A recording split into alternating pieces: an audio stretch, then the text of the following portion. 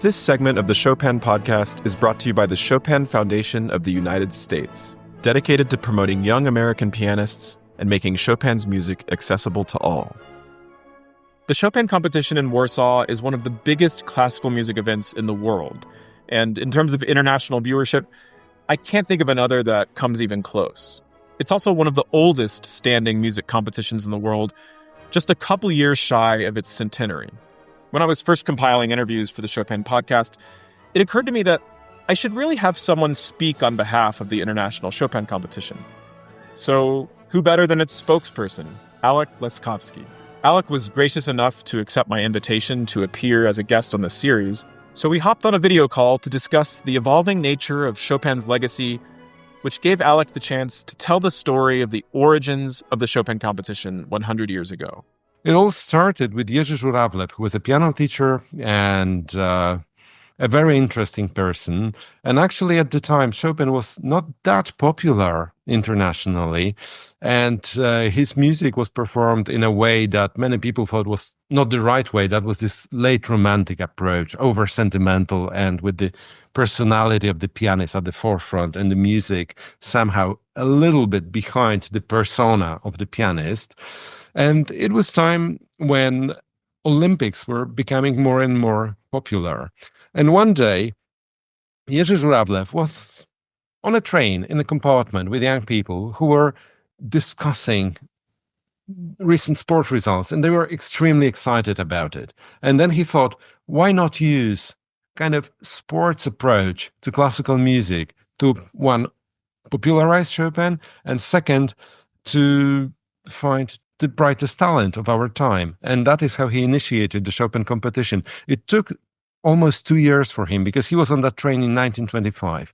And then he had to find the money, find the venue to do that, find the support from the government. And so he found some sponsors. He was also received by the president of the Republic of Poland at the time. And lo and behold, in 1927, there was the inauguration of the first Chopin competition. We had 2 more editions before World War II, then a break because it was war, and then the first post-war competition in 1949. And so the story continues up till today. So you mentioned that Chopin didn't have wide international appeal, and maybe that was attributed to perceptions of Chopin and the way he was played. I know Arthur Rubinstein writes about this and on some level thought of himself as issuing a corrective to these sort of overly perfumey, sentimental Chopin interpretations.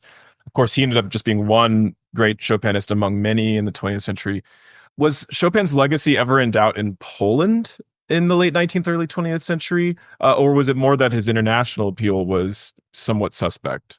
No, there was no doubt at all here, but, it was a different time because now what we call classical music is mostly about the past.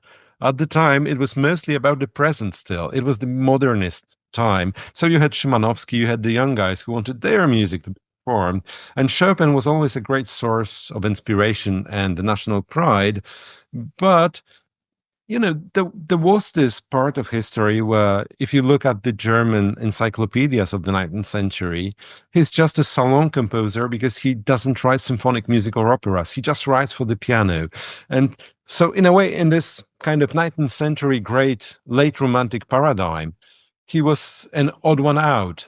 And we needed to do a lot of work, but also times had to change to consider someone who just wrote for the piano a central figure in the history of music. And I think Chopin was exactly that. What do you have to say about Chopin's relevance today as an artist, as a cultural figure and symbol? Obviously, in Poland, there's nationalistic reasons for valuing him and feeling pride in him, but you project this on a world stage and you capture the world's attention. You've got an American over here making a whole podcast, dedicating a significant part of his life to this music.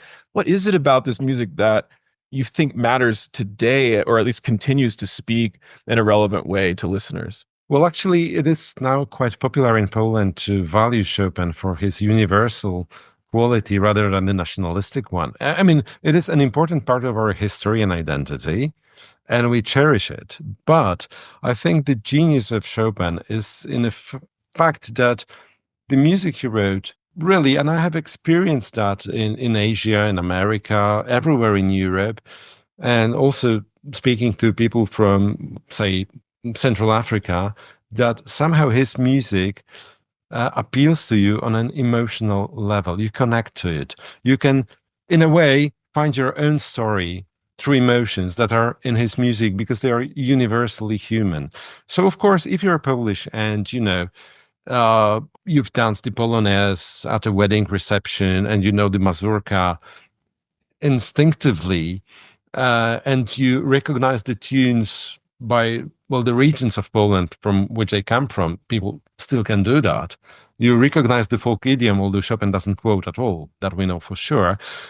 Still, you connect to the music on an emotional level. And if you know nothing about it, no Polish background, never danced the Polonaise, you still connect to the music. So I think this is this genius of translating what is human in us into sound that is beautiful and captivating and that you want to listen to and share it with other people.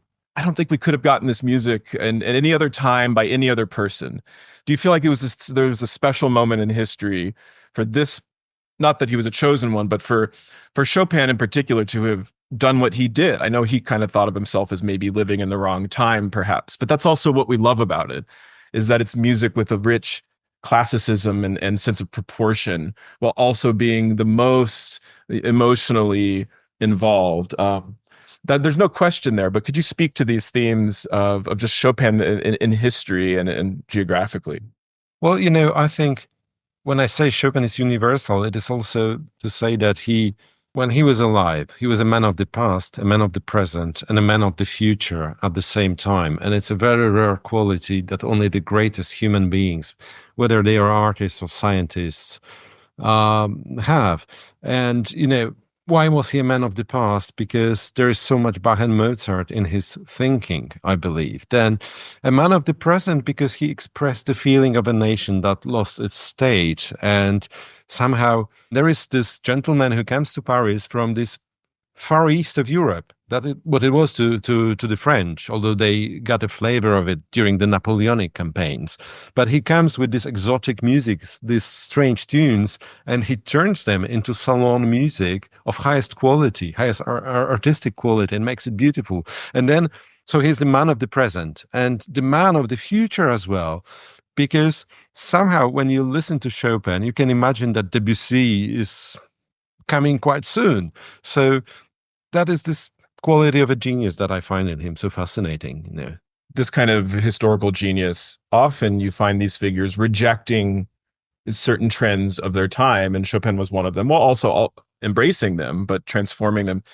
And even though we don't attribute Beethoven's influence much to Chopin, there was something Beethovenian in him when he finished a composition. I feel like that there was a sense that he knew when he was making something that was timeless, that was for posterity, that wasn't just for today or for whoever is going to consume the sheet music, but was somehow a work that stood apart from time and apart from place. And when an artist is serious about that, they can actually transcend their time and speak to a kid in another country 200 years later.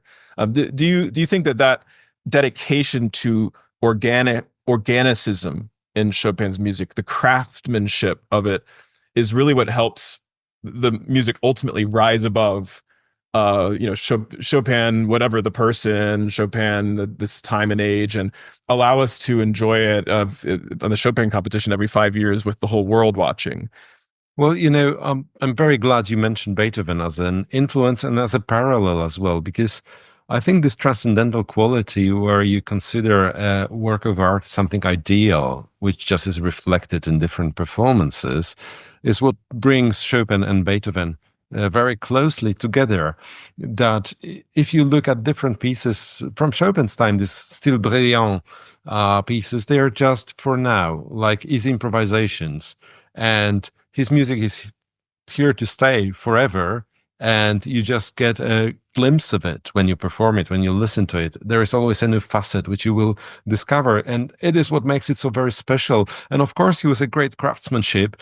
And he was very diligent and very patient with the way, or very impatient actually, in the way he reworked his pieces, never being satisfied with what he wrote. So this eternal struggling to get closer to the ideal is a kind of, I just realized it now, really, speaking to you, that it is a similar struggle that Beethoven and Chopin had in their creative process. I wanted to maybe just ask you briefly about the man looming behind you. Since Right. he's the star, it's like this godhead who's looking down over us at all times. But he's anything but a pretentious godlike deity. Maybe he towers above us, Garrick Ohlsson, but he's so down to earth. You've known the man for a while, and he's been so important to Chopin playing internationally, for an American to come to Poland and win, but also to carry himself with such integrity and artistry. And he's meant, I think, a lot to Poland, but maybe you could speak more to that. What does it mean to have this giant American man coming with such grace on an almost annual basis, it seems like, and sharing his talents and his perspective on Chopin with Poland, but also just with the world? Talk about Garrick Ohlsson and his impact. Well, to put it briefly, it's a blessing. Well, the reason I have this poster behind me is I inherited this office after a colleague who made a big interview with Garrick Ohlsson, which was published in the form of a book, both in Polish and English. And I recommend it. It's fantastic. And I hosted the promotional meeting. So we are both on the poster, proudly sharing the poster with Garrick.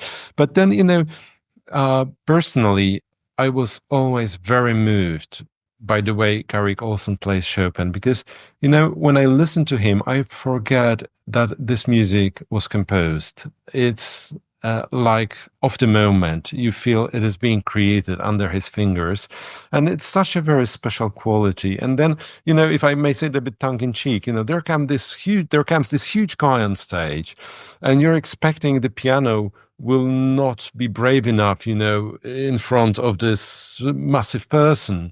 And then the piano sings most beautifully in the most gentle way, which is in a way unexpected, especially to people who are new to our concerts. And I see that a lot. And there is one story that I wanted to share with you about Garrick. I'm very much into opera and singers. And I was friend with the great Polish contralto, Ewa Podleś, who was a very close friend of Garrick's. And they recorded Chopin songs together. And I remember when they were about to do that, I met Eva, and she told me, when we came to the first rehearsal, it turned out Garrick not only memorized all the music, but also all the lyrics in Polish. And I had tears in my eyes, because that's, I speak Polish quite well, and I can tell you it's very difficult for us to memorize all the lyrics for the Chopin songs. For an American who doesn't actually speak Polish, it sounds impossible. And then she couldn't sing for a while because she started to cry. She was so moved. And, I remember this story every time I hear him live, and I feel like crying, That's incredible. You talked about the relationship of the origins of the competition to the Olympics, and how the Olympics, which the modern Olympics, I guess, came back around in 1896, or right around the turn of the 20th century, resurrected from the old Greek, ideal Olympic Games. And of course, in an age of nation states and international competition, and unfortunately warfare, the Olympics have always been a symbol of at least the promise or hope of some kind of international unity and togetherness. And I wonder if you could just speak about the competitive aspect of the competition. It is a competition, but how competition maybe doesn't always have to have a negative, divisive kind of bent to it. But at least from what I witness, and from knowing a lot of the competitors of the Chopin competition, and also just having participated in some piano competitions myself, as much as we like to poo-poo them, and I think there is lots of deserved criticism in the competition culture, it's also a summit, a coming together of great young musical talent. And I'm always surprised and inspired by how usually a lot of pianists get along with each other. They identify with each other. And there's a lot of camaraderie among pianists, and not so much backstabbing, attitudes. And so could you talk about how Warsaw is able to use the competition forum for something that's actually much more about unity and really bringing together people from around the world around this great art form? Well, we have sports here, of course, because people compete and everyone wants to win. But no one is complaining at the Olympics that everyone wants to win. So that's actually a good thing, I believe. We try to work, and we've been really putting a lot of effort into that to make everyone who comes to the Chopin competition happy. And, people appreciate that, because when you realize that it's very hard to get to the competition, it's just 80 people from the whole planet, and there are many, many more applications. And what you get from us is professional music criticism, which you can quote. You get professional, top quality audio and video recordings. You get a lot of recognition, and you get a fantastic experience and a wonderful network. And let me tell you that I see many music agents hunting during the competition, not always for the winners, because the winners go to the best halls, but there are many other halls in the world. And there are some people who actually intentionally come to the competition because they somehow measure their talent middle scale, and they're happy with that. And I see a lot of camaraderie, as you say, between the participants during the last competition. It was really fun to see how they get together, how they go for a drink to relax, how they, hug each other when we announce the results, which is what I did with our director and the chair of the jury, which is a lot of stress for us as well. And emotions are running very, very high, but that's the beauty of it, really. And the whole nation is focused on it. Actually, quite a few people around the world, because I think last time we had over 30 million following the results, which is impressive, I believe. And, we ended up having one married couple with a kid from the finals. It is Kyohei Sorita and Aimi Kobayashi. And perhaps the best quote, I think I know, but she didn't do that. But Leonora Armelini, who came to the competition for a second time. Her first one was in 2010. She says that, if you win all this money, you'll spend all of it on therapy. But then she won quite a substantial sum of money at the competition. And to the best of my knowledge, she continued performing rather than spending all the money on therapy. And then we have the festival, so we invite them back. And not only the winners, not only the finalists even. You keep the archive of all the recordings, and many people bloom after the competition. We are very happy to have them back. We try to take care of their careers. So this is a unique experience that is meant to put Chopin at the center of the stage, but also to create a place where we all feel that we are fellow humans in Chopin, if you like. You made me think of one more thing, if you don't mind. Poland lost a great musician recently who was also meant to be on the jury, Janusz Olejniczak. I wonder if you could just talk about his legacy and what he meant to Poland and to music writ large.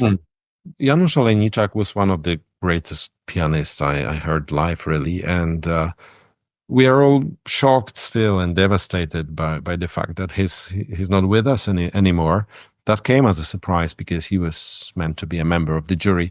Again, he was a very quiet, very nice person, and that is the way he played.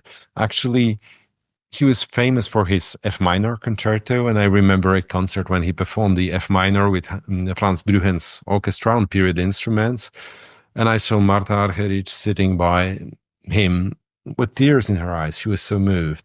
So that kind of gives you an idea of how good he was as a pianist. But he was also a great teacher and a very nice person. Many recordings to his credit, of course. Then people in America will probably recognize his hands when they watch Polanski's The Pianist, because it's not Adrian Brody who's playing the piano, it's Janusz Olejniczak who's playing the piano, the hands, at least. And he actually played Chopin in Żuławski, in a French movie, which he didn't really like, but he was a very convincing actor in that. And now we are waiting for a new biopic in Poland, where he was also the music consultant. So he was close to the Hollywood world, if you like. But what I personally, we were friends. What I liked about him most was that somehow I think that if Chopin had an emissary on earth in the last few decades, Janusz definitely was one of them. He was someone who was playing for Chopin on this planet at this moment. And as a kid, I was at a summer school of music. I'm a sax player, not a pianist, but we had pianists as well, and we all had to listen to them play. Not always, willingly, because saxophone players prefer to do jazz rather than listen to not very well played Chopin. But there was one masterclass with Janusz Olejniczak, and he just stopped one pianist in one of the waltzes and changed the tempo slightly and added a kind of breathing. And then the music started to be beautiful. And that is the special quality that he had. I wondered, since you mentioned Chopin songs, and in this sort of bonus episode, we're doing a little variety show. I thought maybe I could play a song of Chopin. It's not something that most people would think of when they first think of him. Do you have a favorite song, or one that comes to mind that maybe would be nice for listeners who aren't used to a Chopin song to experience? Well, they're all beautiful, but there is one that is very moving for us. So when you think about this Polish aspect and Chopin as Poland's contemporary, someone who witnessed Poland's suffering and, was writing about it in this Stuttgart diary and put it in the revolutionary etude. This one is called Leci liście z drzewa in Polish. So the leaves are falling on the tree. And it's a very sad one about our history. But it's a very true one. So it's not one of the joyful ones that I would recommend, but that is this sadness that makes us more human. That is a reflective moment when you look deep into your soul and look for the best things you can find in yourself.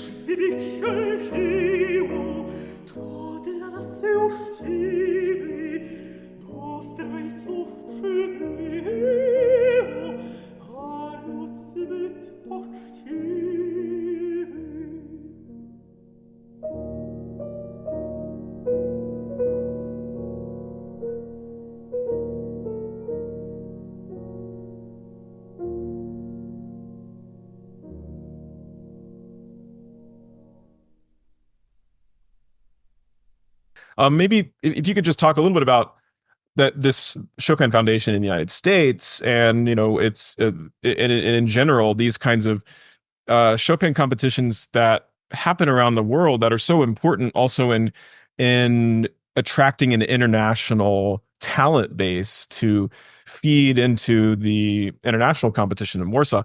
Obviously, not every Chopin player is Polish, although you guys produce a lot of very fine ones every 5 years, and we get to hear some of the best Polish talent, absolutely. But what's so cool about it, what's so Olympic about it, is even though you're always the home team, Chopin feels like home to everybody in a way, this returning to this idea of its universality. America is a very important country with very close historical ties to Poland, and a country that Poles love very much, in fact.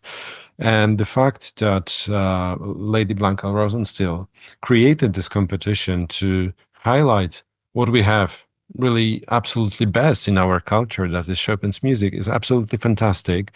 And the fact that the jury of the Miami competition and the Warsaw competition shares many eminent members makes the Miami competition stand out. It's really very, very special in that respect. It's very closely connected to us. And the fact that our regulations allow the winners of the Miami competition to come directly into the Chopin competition, where normally you have to go through a lengthy and very difficult entry process, is quite important.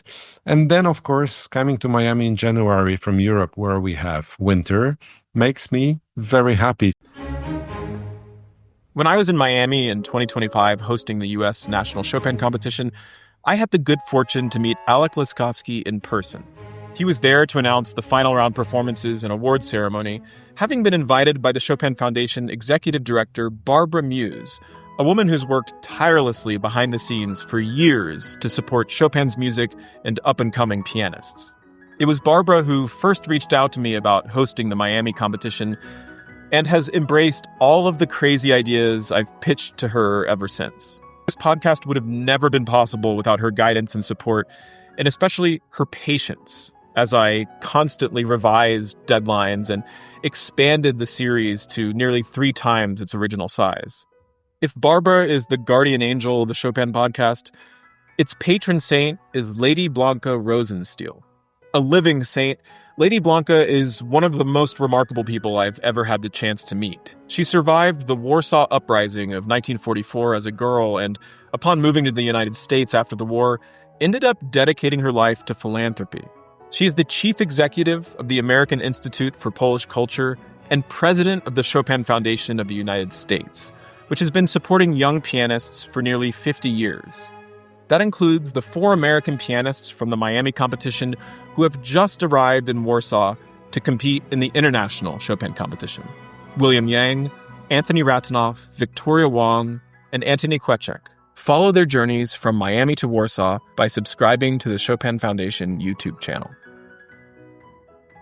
To explore Chopin's catalog of works in depth, check out the Chopin Podcast Opus Index, a comprehensive multimedia reference tool featuring on-demand commentary and demonstrations for nearly every Chopin piece by Garrick Ohlsson and other guests in this series. Start exploring at index.chopinpodcast.com.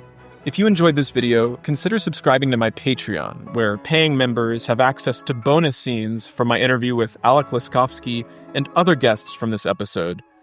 And you'll also get a discount on the new line of Chopin Podcast merch.